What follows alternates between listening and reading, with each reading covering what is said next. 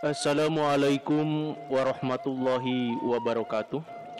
Para wargi mitra kaum dangu sadayana, alhamdulillah dina danget ayeuna urang sadayana tiasa patepang dangu deui sareng sim kuring Mang Aa. Urang sami-sami neraskeun hanca dongeng anu katunda dina judul dongeng Neng Jejeh. Ieu dongeng teh dikarang atana piyasana Ibu Ets anu disarungsum ku almarhum Bapak Ka Sukarna ti Bandung. Alhamdulillah dina dinten ayeuna ieu dongeng teh majeng kana seri anu ka-30 genep. Sakumaha biasa ieu dongeng Sunda teh didugikeun ku channel anu dipika meumeut ku urang sadayana. Ka para wargi kaum dangu sadayana, para pemirsa YouTube anu mikalandep kana dongeng Sunda, mangga tiasa di subscribe wae dina channel anu parantos disayogikeun nyaeta channel dongeng Mang Aa. Dina dinten ayeuna urang sami-sami neraskeun dina seri anu sateu acana nyaeta seri anu ka-35. Hanca urang teh dugika nyarioskeun kaayaan di bumina Juragan Sonjaya teh nya anu harita kasumpingan ku Den Ahmad sareng Silenyai. Tah harita nuju ngalobrol malihan harita Juragan Sonjaya teh nyeuselan kitu nya ka Den Ahmad. Tah kumaha lajengnna ieu carita mangga urang sami-sami bandungan bae ku sadayana. Pamugi sakali deui ieu dongeng janten landong pangbeberah kana manah kanggo urang sadayana. Mangga wilujeng ngadangukeun. Ibuna nya nu bener teh dielingan sina salah ngarah salah terus bebeakan meureun ka hayang ibuna mah pek dibikeun bobogaan teh ka saha anu hayangeun. Ari urang geus teu boga nanaon rek menta ka saha jeung saha nu bakal merekna pek mending mana menta teu dibere jeung dipenta teu mere. Ayo mending mana ibuna? Cek Juragan Sonjaya ngaduan ka istrina. Ah teu aya piliheun duanana oge keur abdi mah mamana. Nah make jeung kitu? Cek Juragan Sonjaya rada teu ngeunah meureun. Nya mangga bae emut ku mamana, ari mere teh kudu kanu butuheun. Sabab anu teu butuheun mah moal daek dibere. Jeung anu merena ulah cukup belegug baragan aya. Nyukup ku batur urang teu aya. Engkena mere munapek lamun kitu mah. Tah kulantaran urang mah sagala aya geus meujeuhna dipake nulung kanu butuh nya nalang kanu keur susah mamana. Ari urang mah lain beuki lila teh beuki kalah beuki hawak bae. Na keur bekal pae harta banda teh leuheung lamun urang boga anak incu mah keur tuturus anak incu kaharti deui lamun kitu mah. Ari ieu keur saha atuh? Tah anu dielingan ku abdi mah lebah etana mamana. Ulah tepi ka paeh mawa rareged kanyerian manusa keur hilup di alam dunya. Wah, geus jempe ibuna. Moal asup ngomong kitu kieu oge. Cek Juragan Sonjaya bari ngebutkeun leungeunna nitah jempe ka istrina. Sarta ret ka Den Ahmad pok neruskeun omonganana. Jadi ayeuna mah Ahmad teh geus insapnya. Sumuhun parantos Kang. Jawab Den Ahmad bari neuteub kadahuanana. Lamun geus insap yen miceunan duit tanpa daek ngarahna urang teh ripuh gugu atuh kahayang akang teh nya. Lamun hayang dibenerkeun ku akang heug teh teuing da jeung dulur piraku sugan ku akang oge diantep ngan kudu ngagugu ka akang Ahmad teh. Lamun dina kapal laut teh mah akang teh kapten rek kitu rek kieu ge teu meunang ngadebat ka akang teh. Sabab akang anu kudu tanggung jawab kana eta kapal jeung panumpangna. Tong diturutan euceuna mah sabab rewel tukang debat, tukang nyempad ece nama, tapi teu bener. Buktina geuning ku Ahmad karasa sorangan. Sanajan ku eceuna diwowoi dicumponan sagala pangabutuhna oge urang teh, tapi akhirna mah kalah kabalik deui ka dieu. Tah kitu karasana papatah ti ece mah beda deui jeung ti akang. Cek Juragan Sonjaya masih keneh baeud siga anu neteuli pisan. Nya mamana insaf soleh sanggeus diwowoi ku abdi. Da sagala rupa oge anu bedegong mah kudu dibere terus diantep. Jadi tandana nyaah urang geus karasaeun ku manehna yen bener-bener urang teh nyaah da geus mere sanajan dipake awun tah oge. Komo deui meureun lamun dipake bener sagala oge tangtu dibikeun, tangtu moal dikoretkeun.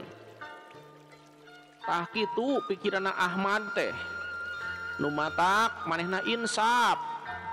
Coba lamun ku urang na terus-terus diantep tangtu kahadean urang, pangjeujeuhan ti urang ku manehna moal karasaeun.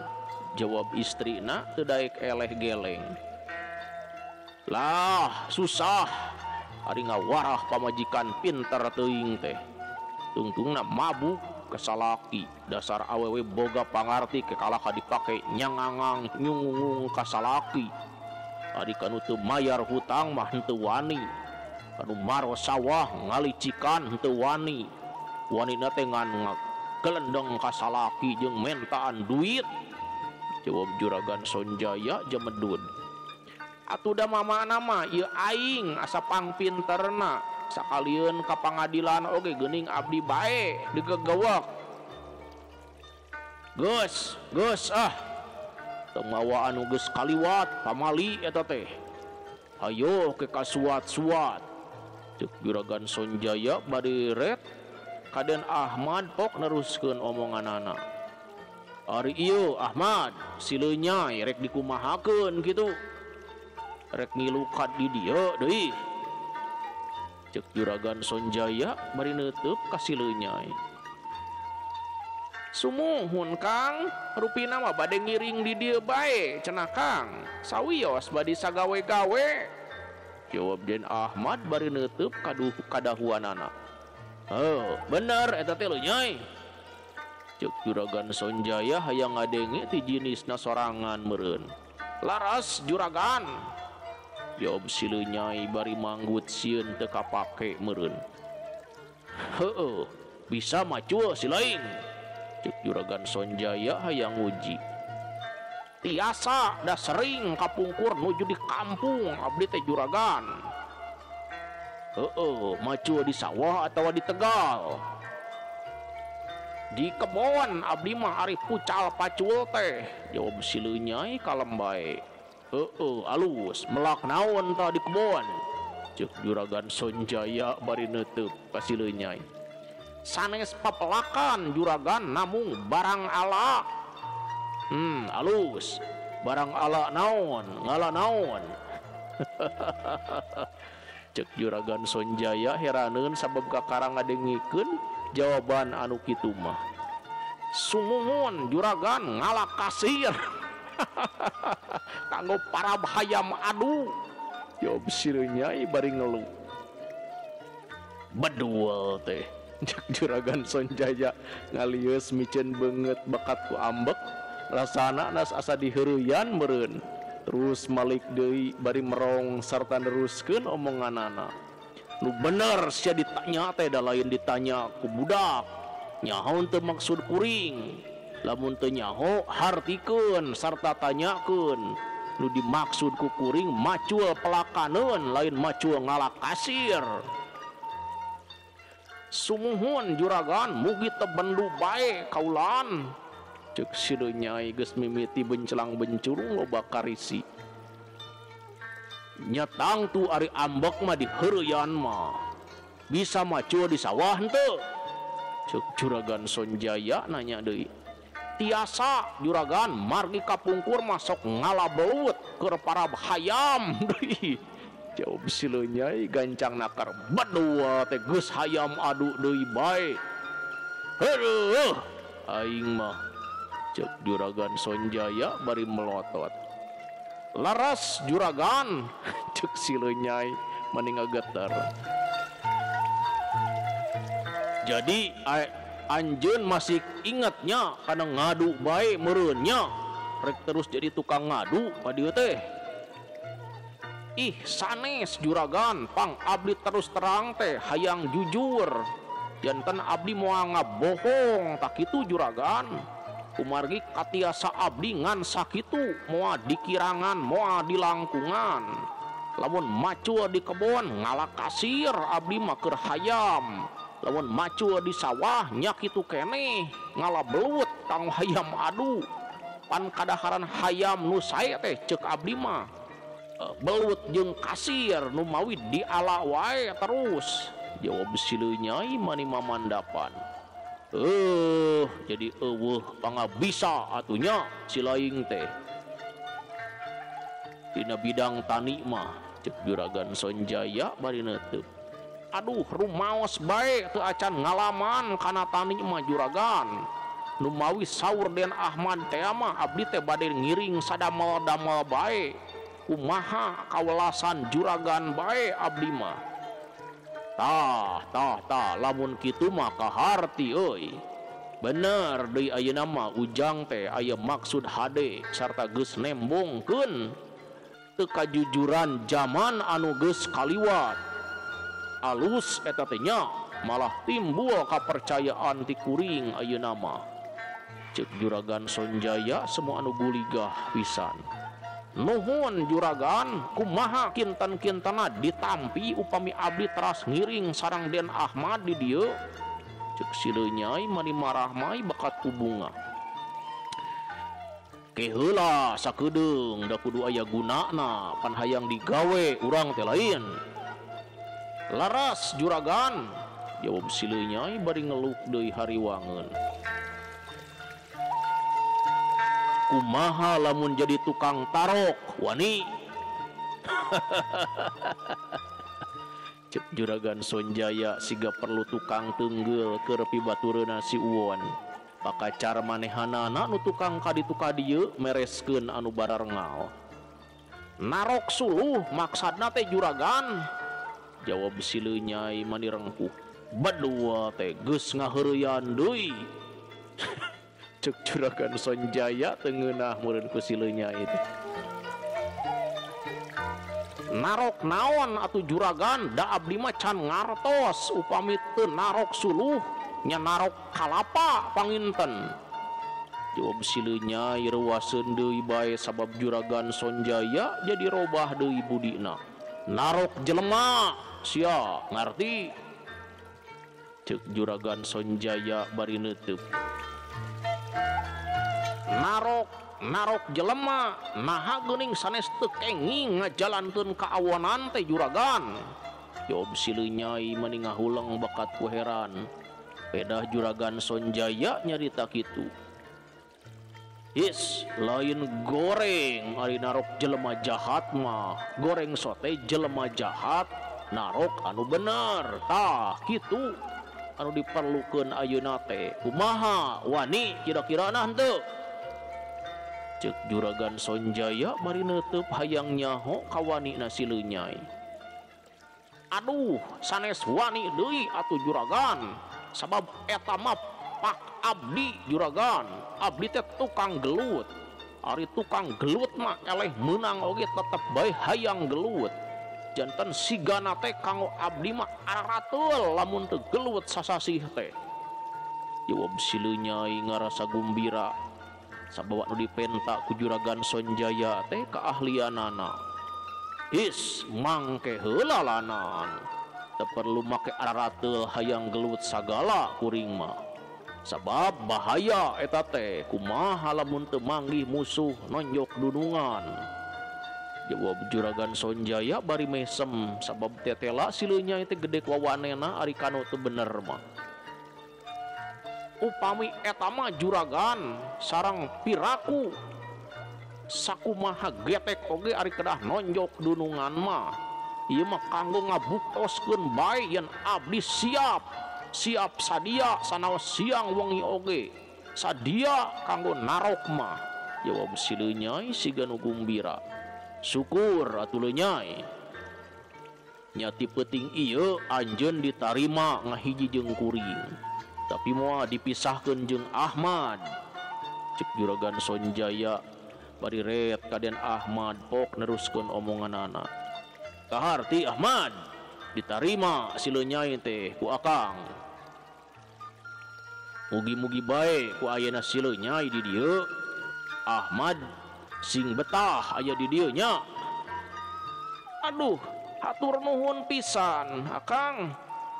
Sumuhun mugi-mugi bae kusabab ayeuna si Lenyai janten hiji bantuan anu ageng gunana kanggo akang mah.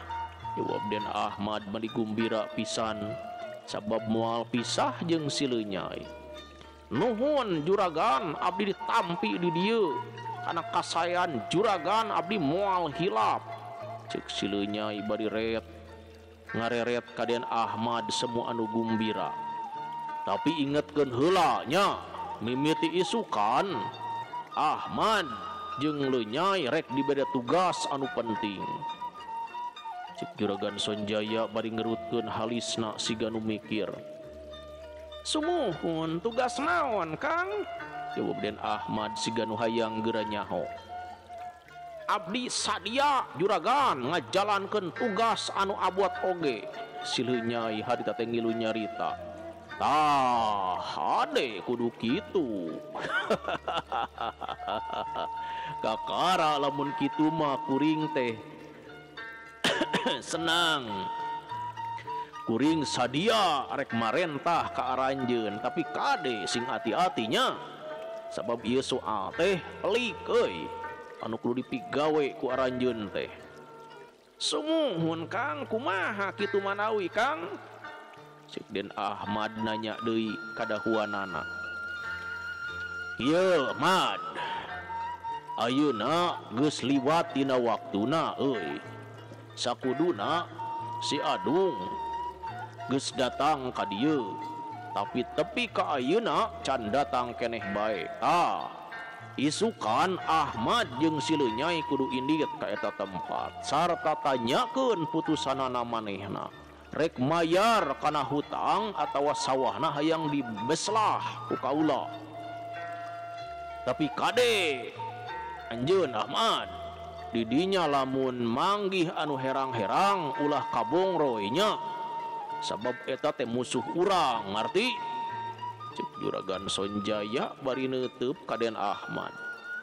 Kahartos Kang, abdi teh aya ingat aya hilap Kakak Adung teh anu di kampung Nyalindung teh manawinya salaki nama Uki nya eta omat. Tugas utama anu disebutkeun bieu, tugas kadua omat ulah kabengbat kuno herang-herang. Cek Juragan Sonjaya bari ngareret ka istrina. Naon anu herang-herang teh mamana? Cek Ibu Martina rada tengeurna hate. Cicing awewe mah. Ieu mah urusan lalaki.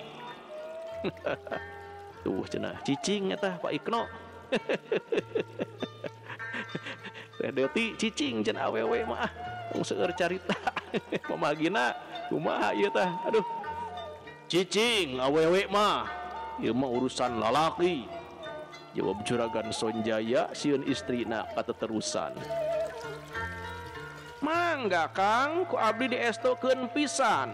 Cek Den Ahmad bari ngareret ka si Lenyai anu manehna oge nyanggupan ka Juragan Sonjaya. Tah, ayeuna mah pek bae geulalareureuh nya ka ditu. Da kakara datang lain pek darahar heula sing wareg. Adi rek ngobrol mah teruskeun bae sareng eceuna sabab akang mah aya pigaweeun di tukang. Cek Juragan Sonjaya bari terus ngaleos. Bareng Juragan Sonjaya harita anggeus ka tukang ka Raden Ahmad senang yang hareupan lanceuk nama malah terus bae ngobrol samemehna ka cai teh siga hayang pepes kesang ngalobrona uplek pisan. Sanggeus parepes kesangna Den Ahmad sareng silunyai kakara terus kacai. Sabadana dicarai geus nyampa kadaharan atuh brak di dalahar siga anu konyok pisan. Sabadana dalalahar kakara asup ka kamar panuduhan ti lanceukna pikeun sarare manehna. Perwargi kaum dangu sadayana cag urang tunda heula kulawargana Juragan Sonjaya ayeuna urang malikan deui ka tukang nyaritakeun deui ka Adung sareng kulawargina anu harita karereban ku Neng Jejeh. Langit masih keneh angkeub siga anu robah rupa biasa nama bulau ari ayeuna mah lain siga anu abu-abu sabab dilaput ku mega anu ngagebleg ngahiji kawas murilingan langit ngahalangan panon poe. Atuh henteu mata keran sanajan waktu harita masih keneh isuk-isuk keur waktuna hanut moyan panon poe mah teu aya kahalangan eta mega anu mulen ngahalangan.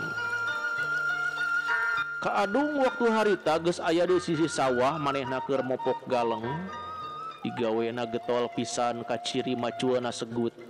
Henteu pondok pangharepan sanajan eta sawah teh geus kakeueum ku hutang tapi tetep dipigawe sabab henteu boga cabak sajaba tingeureuyeun mah ngoprek deui di sawahna. Sabab ceuk pikiranana keun hayang nyaho ketakna kumaha bae jadina. Arek bodas arek hideung manehna mah henteu keueung sabab ceuk Neng Jejeh oge ulah rek sumuhun dawuh perkara hutang mah hutang da urang ge sanggup mayar. Tapi waktu ayeuna mah mayar ge mayar kunaon da pare beak ku hama nu kaala ngan sisina.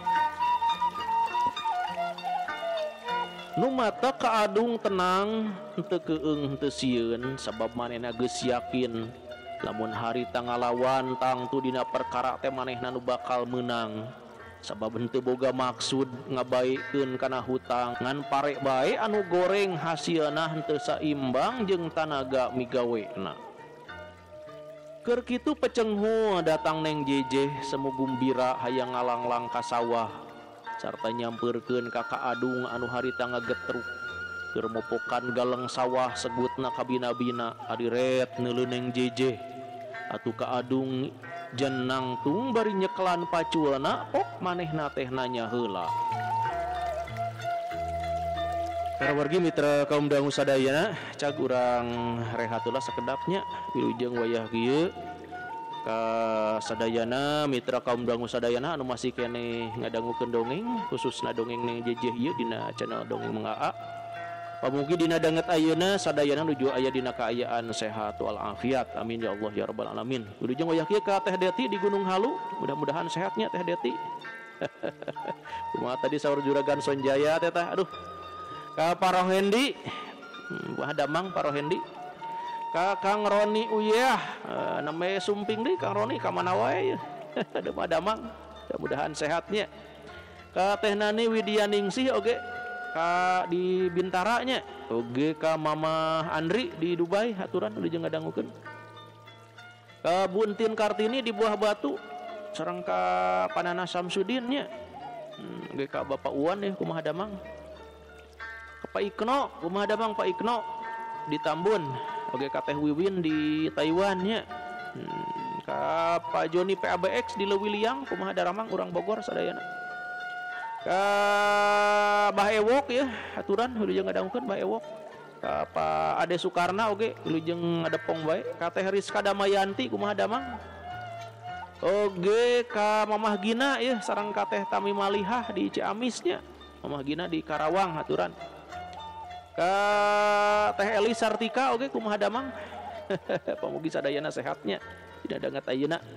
Anu sanesna mah dikumkeun bae ka anu masih kene sok ngupingkeun dongeng ngikalandep kana dongeng Sunda pamugi dina danget ayeuna sadayana nuju sehat wal afiat. Amin ya Allah ya rabbal alamin.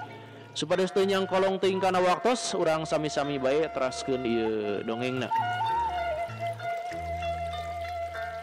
Keur kitu pecenghua Neng Jejeh kadinya semua anu gumbira hayang ngalanglang ka sawah sarta nyampeurkeun ka Adung anu harita ngagetruk. keur mopokan galeng segutna kabina-bina ari ret neuleuh kaneng jejeh atuh ka adung teh jenang tung bari nyekelan pacuana kok manehna teh nanya heula Nyai rek naon los-los ka dieu jarblog ceuk ka adung bari neuteuk Abah abdi teh hoyong ngalanglang bae atuh Abah mana sawah anu kedah digarap ku Abah teh jawab neng jejeh bari imut teh turat teret ka sakaluling bungking eta sawah lumayan lega Nyai tuh itu tina ciri itu tapi ka dieu ceuk ka adung bari tu tunjuk nuduhkeun garapanana uluh lega geuning Abah padahal cekapnya kanggo urang kanggo tuang urang sausum mah jawab neng jejeh bari lurat teret kanu dituduh-tuduhkeun ku bapa kukutna ih lain cukup deui atuh Nyai atuh lamun teu kabulan ku hutang mah nya eta ari milik anu leutik mah hese dironjatkeunana teh ceuk ka adung bari nitah kaneng jejeh supaya jauh ti dinya sabab harita teh dilebah dinya mah jarblog pisan seueur geuning hamana teh nya Abah lain enteng-enteng garapan tukang tani teh geuning kurang-kurang namanya cara Abah bae panginten tani teh tinggal daki wungkul jawab neng jejeh bari terus ngajauhan bapa kukutna anu harita geus getruk deui macua deui Neng jejeh resepeun pisan jalan-jalan mapai galeng bari ningalian cai anu harera ngagenyas nyanyian sawah ka adung sanggeus manggih galeng gede gek neng jejeh teh diuk heula nyawang alam anu lega sarta reak deui ka handap bre kalangkangna katinggal aya dina jero cai anu harita henteu moyag aturas manehna inget waktu palid di Citarum nyawana ampir papisah jeung badan manehanana atuh aya nu bela jang wahyu ridho nulungan lamun teu aya anjeunna kadang-kadang manehna teh harita siga kalangkang aya rupa tanpa jasad matak sedih matak ketir lamun ras inget kadinya bruh breh deui narembongan kabelaanna wahyu nutoh pati jiwa raga tepi ka manehna korban keur gelut luhur kareta sirah neunggar kana talang sarta misan saharita keneh tada teuing eumeurna lamun manehna ningali alusna mah henteu ningali kana mayitna Kang Wahyu teh jadi henteu paur teuing teu ngaruksak kana hate tapi sanajan kitu ge da puguh manehna teh bogoh tetep bae jadi hate urang peuting kapicang cam nu mawa teh katembong bae ngalah ngabayang siga nembongan sarta bari gura-gero kaneng jejeh nitah balik kitu tah anu kabayang dina lamunan neng jejeh teh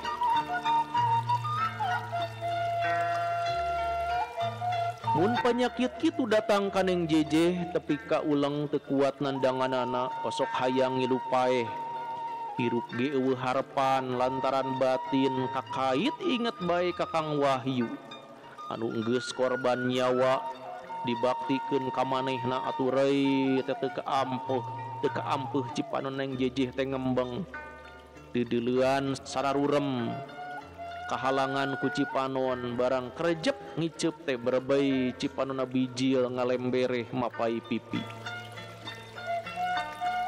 Jeroning ngumbar cipanon hate nama jejeritan nyambat-nyambat ka Kang Wahyu anu ceuk pikir manehna jasadna geus jadi taneuh sarta dihakan ku cacing anu meakeun badana atuh henteu karasaeun neng jejeh teh ngomong sorangan bari neuteut kalangkangna breh bae siga Kang Wahyu anu harita teh nembongan Kang Wahyu Wah hate hati Kang teh jongjon teuing teu ngalirik ka abdi anu ayeuna prihatin sangsara kadungsang-dungsang Sarasan asa keung di dunia teu aya batur sabab anu kapiati engkang rusuh teuing mulih kana alam kalanggengan nu sesah di pilarian da puguh sanes alamna. Najan wengi jejeritan mun siang kepeceakan nyambat-nyambat diri engkang, tapi keukeuh engkang eueuh sanajan dilieukan oge. Kalah nyeri beheung bae ieu anu balas ngaleret ningalian diri engkang ret kakenca henteu aya ret ngatuhu engkang suwung. Tungtungna abdi teh ngaharuk bari rembai ku cimata. Gusti nu Maha Suci, geura cabut nyawa abdi teh. Da hirup oge abdi teh teu kiat, pungan make dipisahkeun sareng buah hate. Keur naon atuh abdi teh kapungkur, diri abdi make tepung sareng tawawuh jeung Kang Wahyu ari bakal papisah mah. Siga nu dihaja bae abdi teh kedah ngalang layung. Gusti, abdi ayeuna Euleuh waktosna para wargi kaum dangu sadayana para toseep cag urang tunda heula ieu dongeng neng jejeh dina bagian anu ka 36 dugi ka ayeuna teh nya. Kumaha lajengna ieu carita? Kumaha sileunya jeung Den Ahmad anu harita rek nepungan ka Adung, penak jeung neng jejeh oge 100 penak. Kumaha tah caritana? Mangga urang teraskeun wae Bandungan ieu dongeng neng jejeh dina seri-seri anu salajengna. Rupina sakitu anu tiasa kapihatur dina dinten ayeuna, hapunten anu kasuhun wilujeng kantun. Wassalamualaikum warahmatullahi wabarakatuh.